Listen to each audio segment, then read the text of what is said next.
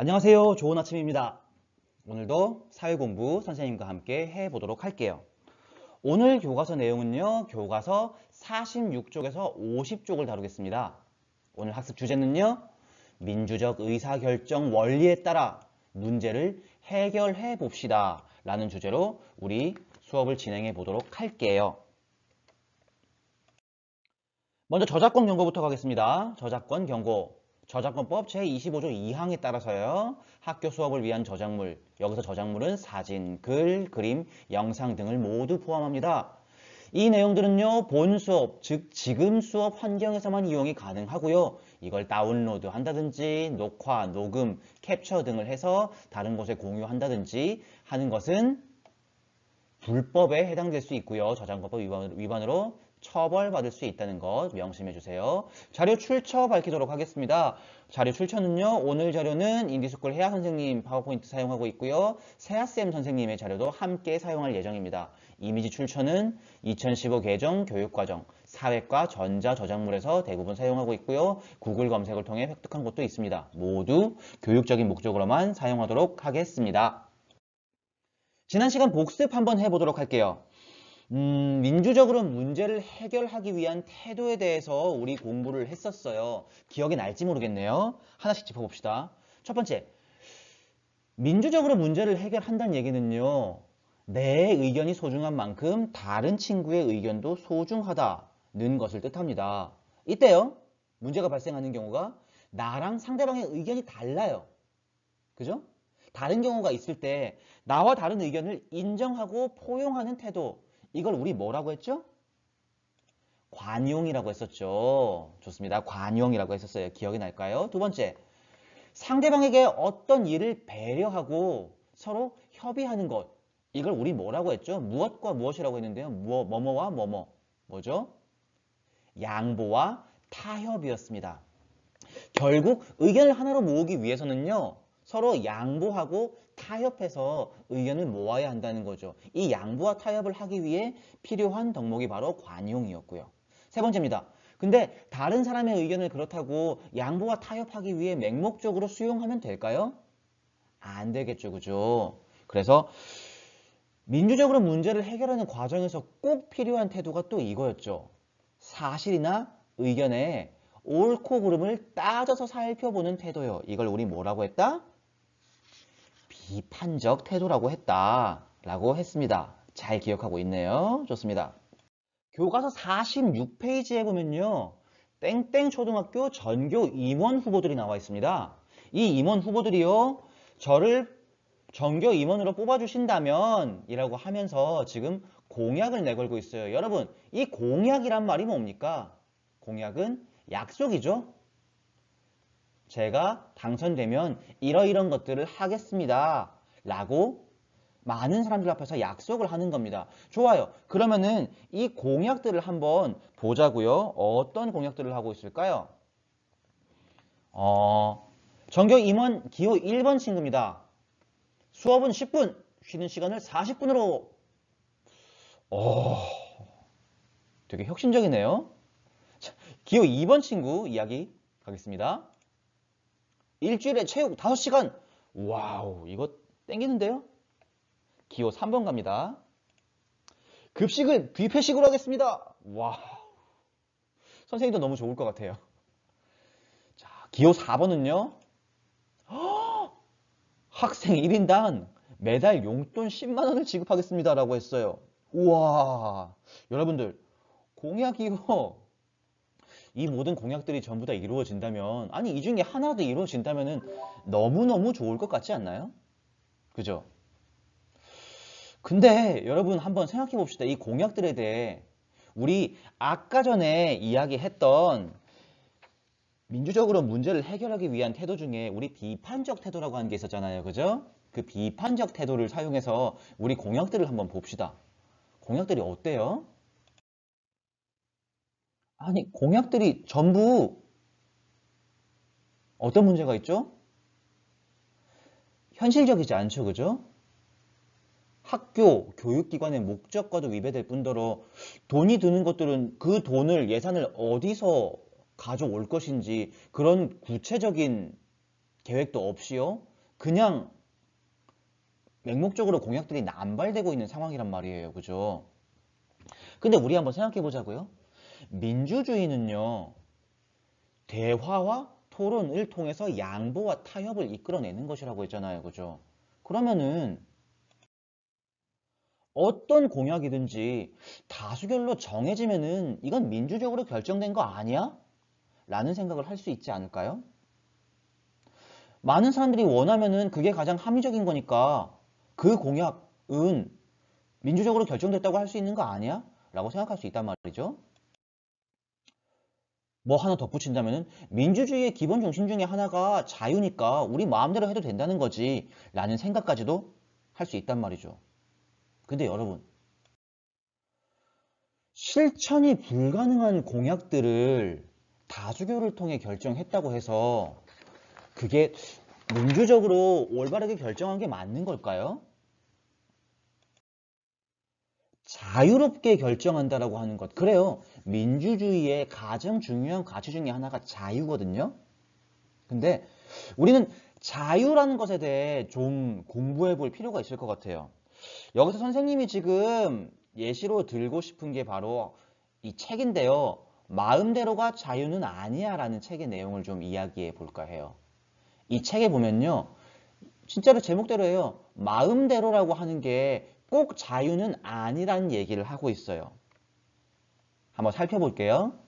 책의 내용을 살펴보면요. 이런 내용들이 나옵니다. 엄마 스카프를 꺼내서 마음껏 멋을 부려도 되고, 그렇죠. 마음껏 멋을 부릴 자유가 있죠. 여러분들에게는. 의자를 놀아서 연극놀이를 해도 되지만, 가능하죠. 그렇다고 집안을 엉망으로 만들고 나 몰라라 해도 되는 것은 아니야 라고 되어 있어요. 그리고 그렇다고 숙제를 하지 않아도 되는 것은 아니야 라고도 되어 있죠. 중요한 건 이겁니다. 어린이는요, 마음껏 즐겁게 놀 권리가 있습니다. 하지만 중요한 얘기는 이거죠. 할 일은 해야 해요. 내가 어지른 것은 내가 치우고 숙제는 미리 하는 거야 라고 기록되어 있죠. 여러분, 이 내용 보니까 우리 5학년 때 배웠던 내용 뭐 기억나지 않아요?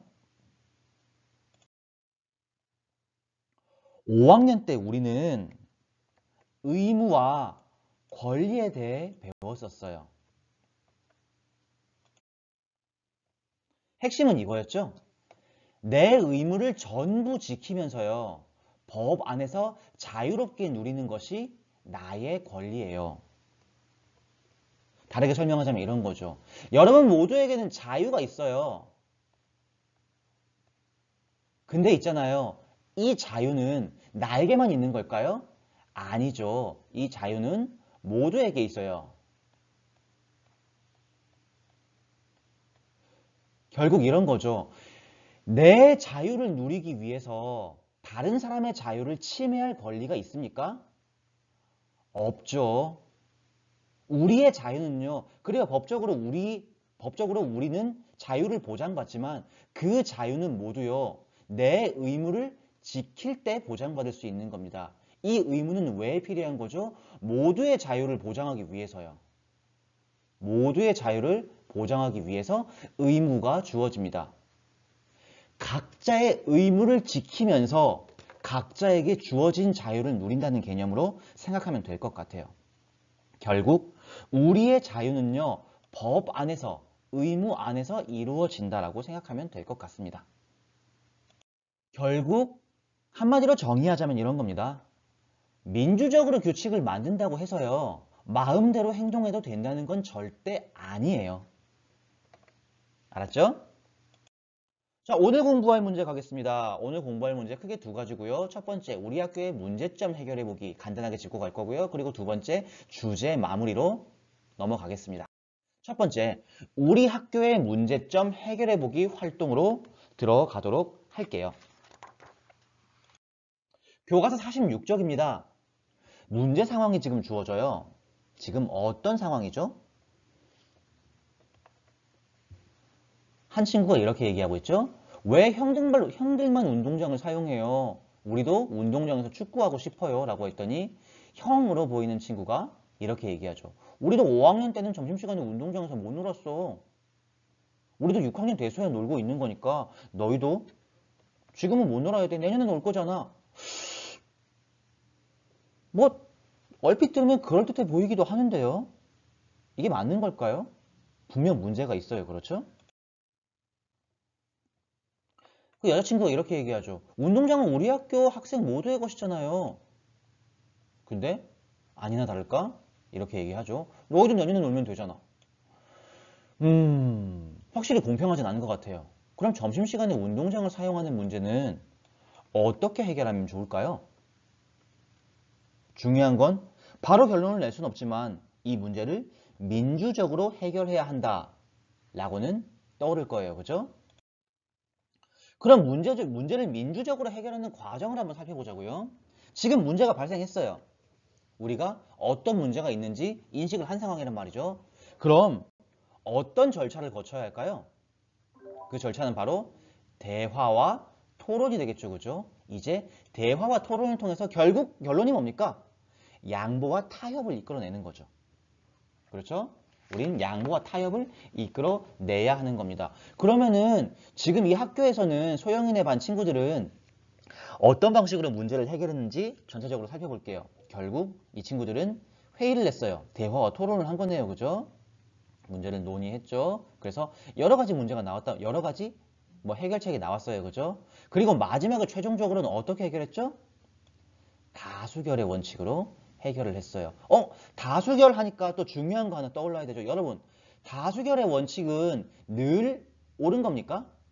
그건 아니죠. 그죠? 다수결의 원칙으로 문제를 해결할 때 우리가 신경 써야 될 게 있었죠. 뭐였습니까? 소수의 의견도 반드시 존중해야 돼요. 그죠?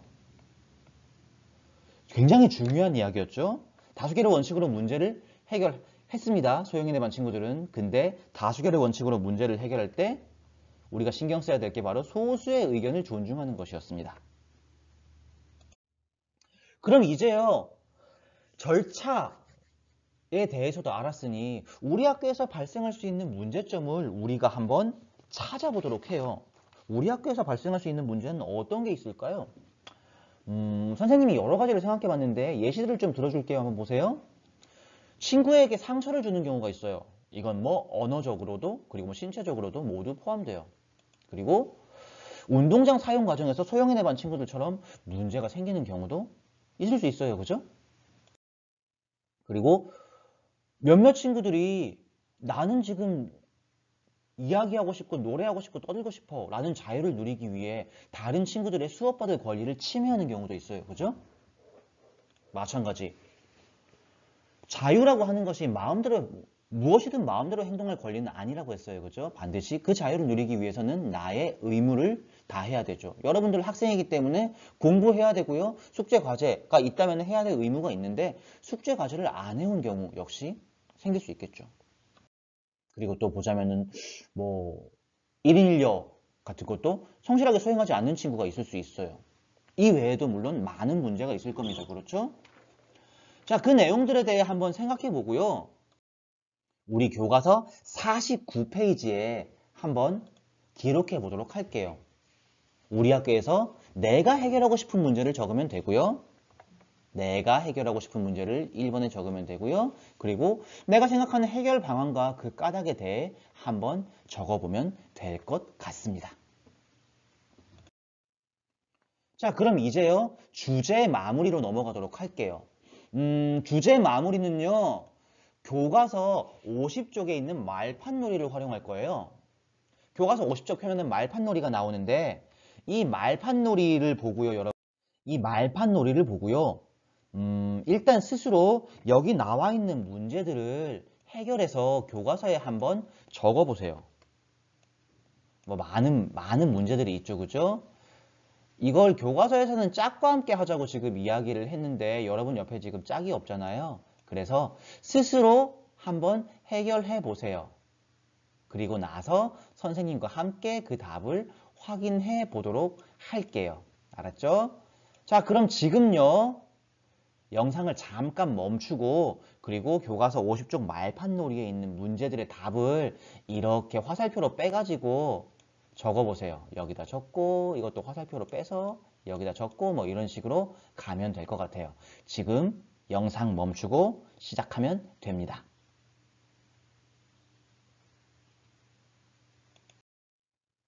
자, 문제들 잘 풀었나요? 그럼 이제 선생님과 함께 주제 마무리 문제들을 한번 해결해 보도록 하겠습니다. 첫 번째 문제였어요. 정치의 의미를 설명하세요라고 되어 있었죠. 정치의 의미, 정치가 뭐였습니까? 내용이 교과서 35쪽에 나와 있었습니다. 사람들이 함께 살아가다 보면 여러 가지 문제가 생길 수 있어요. 이런 문제를 원만하게 해결해가는 과정, 그 과정을 우리는 정치라고 했었어요. 기억이 날까요? 두 번째 문제입니다. 다수결의 원칙이 무엇인지 설명하세요라는 문제였죠. 이 답 역시 교과서 45쪽에 그대로 있었습니다. 다수결이 뭐였습니까? 다수의 의견이 소수의 의견보다 합리적일 것이라고 가정하고요. 다수의 의견을 채택하는 방법, 그걸 우리는 다수결의 원칙이라고 했었습니다. 그렇죠? 세 번째 문제입니다. 민주주의의 기본 정신을 두 가지 이상 말하세요라고 되어 있었어요. 민주주의의 기본 정신은 교과서 38쪽에 있었고요. 총 세 가지가 제시가 되어 있었습니다. 뭐였죠? 교과서에 나와 있는 게 인간의 존엄 그리고 자유, 평등이었습니다. 기본적으로 모든 인간은 존엄합니다. 그렇죠? 존엄하기 때문에 자유를 누릴 수 있는 권리가 있죠. 다만 그 내 자유가 다른 사람의 자유를 침해해서는 안 돼요. 왜? 우리는 평등하기 때문에요. 이렇게 이해하면 된다고 했었어요. 다음 문제입니다. 사람이 태어나면서부터 존중받을 권리, 이게 뭐였죠? 좀 전에 이야기했던 것 중에 인간의 존엄이었습니다. 인간으로서의 존엄과 가치라고도 이야기할 수 있었죠. 이거 좀 헷갈렸어요. 민주적 의사결정의 원리 두 가지 이상 말해보라고 돼 있는데요. 민주적 의사결정의 원리는 총 세 가지였습니다. 기억날까요?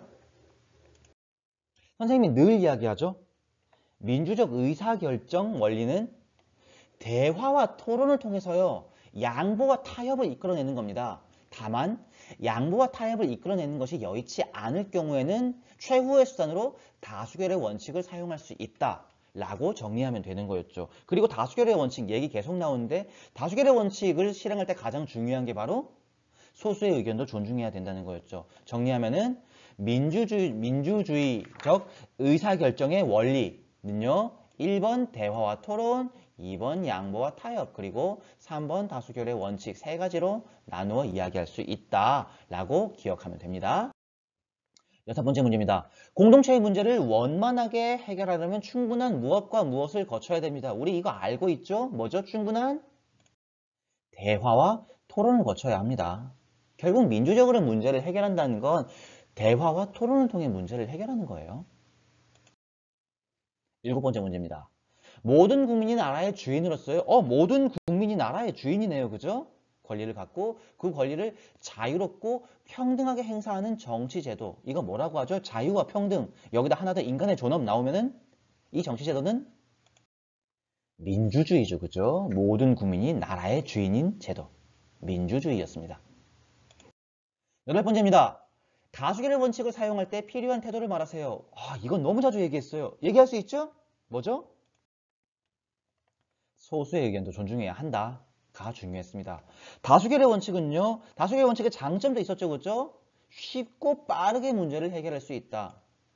대화와 토론을 통해 양보와 타협을 이끌어내는 게 가장 좋은데 양보와 타협이 쉽게 이루어지지 않는다면 다수결의 원칙은 이럴 때 쉽고 빠르게 문제를 해결할 수 있다라는 장점이 있었죠. 다만 소수의 의견이 그렇다고 해서 무시당해도 된다는 건 절대 아니라는 것 기억하세요. 아홉 번째입니다. 나와 다른 의견을 포용하는 태도. 쉽다. 이거 뭐였죠? 관용이었죠. 그죠? 관용. 마지막 문제입니다. 마지막 문제. 생활 속 정치의 예를 두 가지 이상 말하세요. 우리가 생활 속에서 겪는 정치의 예는 어떤 게 있습니까? 여러 가지가 있죠. 뭐 가족 회의를 하는 것, 뭐 가정일을 분담하는 것, 뭐 야식으로 뭐 먹을까요? 뭐 저녁 메뉴로 뭐 먹을까요? 이런 것들 마찬가지 정치에 해당됩니다. 그죠? 학급에서 뭐 청소당번을 정하는 문제로 회의를 하는 것, 뭐 급식 순서로 회의를 하는 것, 뭐 이런 것들 역시 정치에 해당되고요. 여러분들이 하는 학급 어린이회 그리고 정교 어린이회 임원을 선출하는 선거 역시 정치에 해당됩니다. 마찬가지 지역 문제를 해결하기 위한 회의를 여는 것 역시 정치에 해당하죠. 사실 우리는 생각보다 삶에서 많은 영역에서 정치를 이미 겪고 있단 말이죠. 자, 오늘 수업 여기까지입니다. 배웠던 내용들이 잘 머릿속에 남았으면 좋겠네요. 다음 시간에는요, 우리나라의 민주주의가 어떻게 발전하게 되었는지에 대해 이야기해 보도록 하겠습니다. 다음 시간에 만납시다. 안녕.